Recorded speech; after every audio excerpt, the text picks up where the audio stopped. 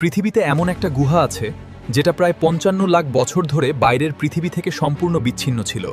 বিজ্ঞানীরা ভেতরে ঢুকেই বুঝলেন এখানকার বাতাস মানুষের জন্য নিরাপদ নয়, অথচ এখানেই অদ্ভুত প্রাণীরা বেঁচে আছে।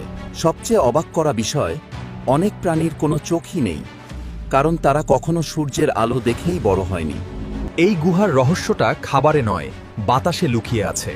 এখানকার জীবন সূর্যের বদলে রাসায়নিক শক্তির ওপর নির্ভর করে।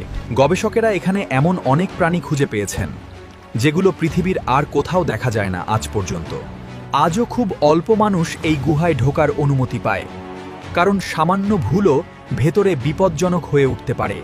উপরে শান্ত একটা বন, নিচে সম্পূর্ণ আলাদা একটা পৃথিবী। আর এই বৈপরীত্যটাই মুভিল গুহাকে এত রহস্যময় করে তুলেছে। মুভিল গুহা প্রমাণ করে পৃথিবীর সব রহস্য আকাশে নয়, কিছু রহস্য লাখ লাখ বছর ধরে মাটির নিচেই লুকিয়ে আছে।